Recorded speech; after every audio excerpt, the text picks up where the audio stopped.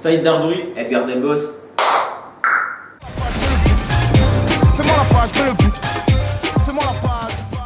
Petite question Edgar, c'est quoi ton premier souvenir de foot et le premier match que tu as vu dans un stade? Alors, mes premiers souvenirs de foot, je pense que c'est quand j'allais voir mon père jouer le dimanche matin quand il était à Kingersheim. Et premier match, c'est forcément aussi mon père. Et sinon, c'était le premier match professionnel, c'était un Sochaux-Bordeaux, il me semble. Sochaux-Bordeaux a gagné 3-0, dehors 5 ou 6 ans. Bien Daron, il savait jouer ou quoi? Franchement, ça va, hein. Il a un petit extérieur du pied, Modric un peu. On l'a vu dans la main, mais regardez ce magicien, ce monsieur avec... Saïd, c'était qui ton idole quand t'étais plus jeune? On n'a pas du tout le même profil, loin de là, mais c'était Zinedine Zidane. Hein. J'ai mis des Zidane.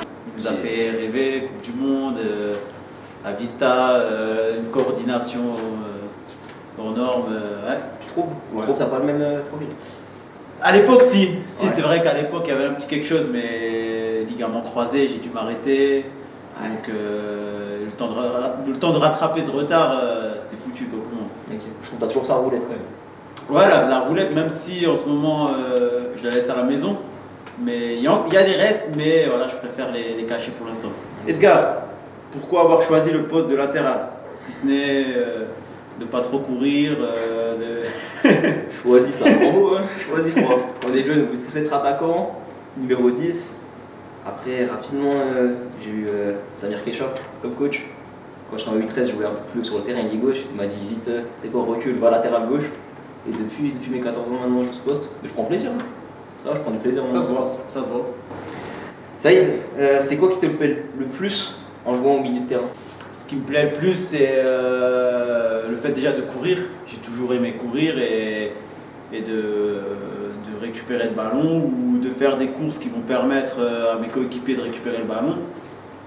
Ce genre de choses, on va dire, quand on est milieu de terrain, il vaut mieux les aimer parce que sinon, on n'y prend pas forcément goût. Je parle là en tant que milieu défensif. Hein.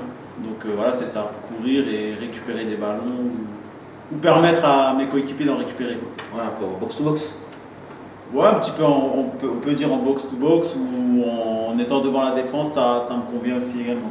Edgar, du coup, en tant que latéral, c'est qui le joueur que tu as affronté et qui t'a fait le plus mal? Le plus mal.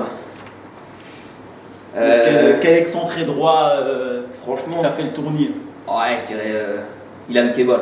Ilan Kebal à Reims. Quand on a joué la réserve de Reims avec Mulhouse en National 2. Chabal, c'est du rugby, mais c'est pas. Ouais, non, je disais Ilan Kebal. Ah, Kebal, Ouais, ok, Ilan j'avais Kebal. compris Chabal, je me disais. Non, bien, pas de soucis, Saïd. Ok. Non, ouais, Ilan Kebal. Petit gaucher là. Ah, franchement, c'était costaud à cette époque, la réserve de Reims. Ah, il m'a fait passer un mauvais match. Ça va mon cœur? C'est dur. Honnêtement. C'est vrai? Ouais. Là, bon, maintenant, quand je vois sa carrière, je me dis ça va. Ouais, même Ça aurait pu être pire. il t'a fait progresser, on va dire. Ouais, on va dire ça. Hein. Saïd, t'as passé 6 mois à Kenitra au Maroc. Tu nous diras où c'est en passant. C'était comment le foot là-bas?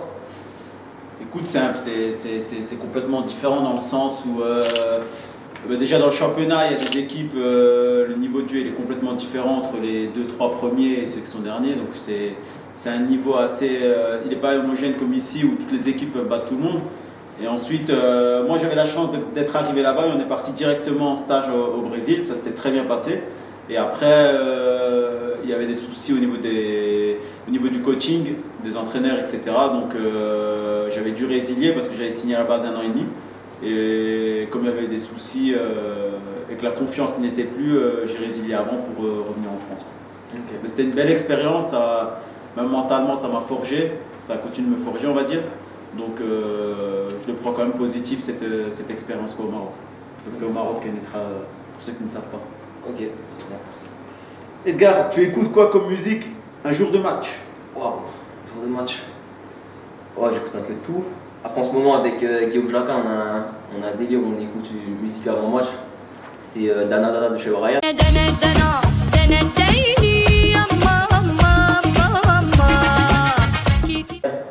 peu les racines tunisiennes, on dit. Un petit peu. Donc voilà, ça fait notre délire d'avant-match.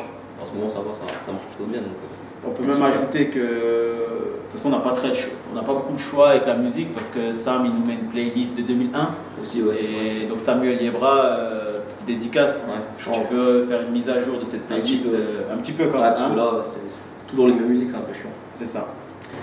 Saïd, c'est qui le joueur le plus talentueux avec qui tu as joué dans ta carrière? Le plus talentueux avec qui j'ai joué, Achraf Hakimi. Achraf Hakimi, mais ça c'était en U13. Ok. Sinon, je vais dire Pascal Johansen, donc ancien joueur Marseille, Strasbourg, etc. Donc on a joué ensemble à Mulhouse. Et voilà, ça se voyait direct que quand il avait le ballon, il voyait avant les autres, il avait une qualité technique qui était quand même largement supérieure. Donc ouais, Pascal Johansen, on va dire. Ok. Edgar, tu as déjà joué avec certains d'entre nous à Mulhouse. Kylian Estrada, Mehdi Bouabila et moi-même, ça représente quoi pour toi de retrouver tous ces Mulhousiens ici? Ça représente quoi? On va dire Kylian et Mehdi, c'est des joueurs avec qui j'ai commencé en équipe première, donc c'est vraiment mes tout débuts, donc c'est vraiment mes potes presque d'enfance. J'ai joué à 18 ans avec eux. Et toi, c'est un peu. T'es un peu le tonton, quoi. J'avais 12 ans, je te lançais la balle au stade de Lille, je t'ai dit allez Saïd, quoi. Ouais. Et maintenant, tu vois, avec toi, depuis, parce que avec toi, à Mulhouse, c'était il y a 4 ans. Là, on est de nouveau ensemble. Il faut la route ensemble tout le temps. Oh, c'est cool, hein, ça fait plaisir. Et on a tous automatisme sur le terrain et on s'entend bien, donc c'est top. Saïd, tu préfères garder ton passage téléfoot pour le but face à Mulhouse en 2018? D'ailleurs, c'était contre. J'avais joué, c'était contre nous. Cuelga la pelota, ojo a Zidane. Gol, gol, gol. Ou le lob face à Mani cette saison?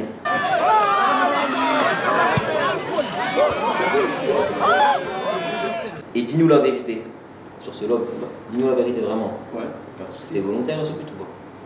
Pour ceux qui me connaissent, n'ont pas besoin de me poser cette question, parce qu'ils savent que de temps en temps j'aime bien surprendre ou frapper de loin. Et si je dois retenir une des deux situations-là, je retiendrai quand même la reprise de volée avec Bissheim contre mon ancien club Mulhouse. Parce que c'est une action qui s'est. J'étais avec Julien Fuchs dans la voiture, justement, j'ai une petite anecdote, je vais la sortir. J'étais avec Julien Fuchs dans la voiture en allant au match et je lui avais dit que c'était le moment de la tenter parce que justement Mulhouse, on les avait observés sur coup de pied arrêté et ils mettaient personne au niveau des 16 mètres. Et donc on se le dit, on va le faire. L'ancien entraîneur de Hervé Milazzo m'avait dit de le faire avant le match. On ne l'a pas fait la première mi-temps. Il nous reprend à la mi-temps pour nous dire il faut le faire. On teste et c'est vrai que ça fait filoche. On peut la tenter 50 fois et l'envoyer 49 fois au-dessus du but. Là, ça a marché, tant mieux. Donc c'est ce moment-là que je vais retenir pour le coup. Même si le but contre Mani, c'était avec Colmar, mais bon. Je reste franc et. T'es exprès du coup, Mani, parce que t'as pas vraiment. C'est ce que j'ai dit au départ. Ceux qui me connaissent savent que c'est à l'instinct, donc je vous le redis, ça a été fait exprès. Quoi. Edgar, avant-dernière question. C'est quoi l'événement foot, match ou tournoi auquel tu aurais rêvé de participer? L'événement foot?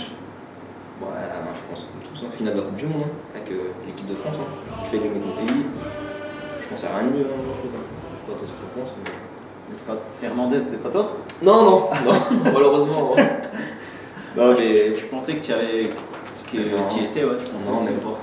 J'aurais aimé, mais. Ouais, donc je dirais gagner la Coupe du Monde avec l'équipe de France. Saïd, t'as déjà marqué contre Grenoble en 16e de Coupe de France. Est-ce que malgré l'élimination, t'es quand même content? Ouais, là aussi, c'était un moment, on est passé par tous nos émotions, pardon. Où je marque contre Grenoble en prolongation le 2-1. La tête de Grenoble en première période mais qui ne donnera rien. Et puis sur une mauvaise relance dans la prolongation, Miliani met en profondeur pour Dardouri, ça fait 2-1 pour Bissheim. Donc qui nous permettait d'accéder en huitième de finale et c'est vrai que derrière on se fait égaliser à 1 ou 2 minutes de la fin et derrière on perd au pénalty. Donc j'ai même pas pu tirer parce qu'on avait raté avant 3 pénaltys. Donc on était content mais franchement on était aussi frustrés. Parce que dans ces conditions-là, c'était un peu compliqué à digérer. Quoi. Ouais, franchement, c'est un des moments les plus cruels dans le football que j'ai pu vivre. Ok, très bien. Enfin, Edgar, tu dois choisir une personne pour aller visiter un musée. Tu choisis qui et avec qui tu n'y vas pas. Interdiction d'y aller avec Saïd. De toute façon, je ne serais pas allé avec toi. Je suis comme ça au musée. Le musée. Une personne que j'invite. Allez, je dirais Kylian Estrada. Parce qu'il faut qu'il s'instruise un peu, tu sais, lui. Il a du mal. Ouais, niveau culture générale, tout ça, Ça lui ferait du bien, je pense. Ok. Avec qui j'irais pas? Attends, faut que je réfléchisse là. Juste Peut-être. commence pas à faire comme les deux Non, non. loustiques Ouais. précédemment qui ne voulaient pas se mouiller et de sortir un nom. Non, franchement, personne. Hein. Non, on s'entend tous bien et que. Non, je vais dire un nom. J'irai pas, je pense, avec Kylian Tullio. Pourquoi donc? Trop hyperactif. Tu sais, quand il met le turbo et tout, lui, trop Ouais. hyperactif, il est dans le musée, il n'aime pas ça. J'aurais du mal à le suivre dans le Genre, musée. il va trop vite. Tu peux Ok, pas le je suivre, comprends. donc c'est un peu. Non. Ouais, donc voilà. Oh là là. Saïd, pour la dernière question, tu dois confier l'enceinte à une personne du vestiaire. Tu choisis qui et à qui tu ne la laisses surtout pas. Et la raison, bien sûr, pourquoi. Pareil, comme Joker, tu dis les noms. Pour, actuellement, on va dire c'est Sam et Julien qui la gèrent plus ou moins. Sam un peu plus. Bon, je la laisse parce que il est quand même volontaire. Parce Ouais. que c'est quand même, faut chaque fois prendre son téléphone, mettre le Bluetooth, activer, mettre les sons, etc. Donc je lui laisse comme ça, il continue de gérer ça. Mais je reviens sur tout à l'heure, une mise à jour de la playlist. Les allures s'imposent quand même. S'impose, ouais. Je suis d'accord. Tout à fait. Et ensuite, à qui je ne la laisse pas? Qui pourrait écouter du son un peu chelou dans ce vestiaire là? T'as une idée? Tu peux m'aider un petit peu? Franchement, tu Voir si je peux compter sur toi un petit peu.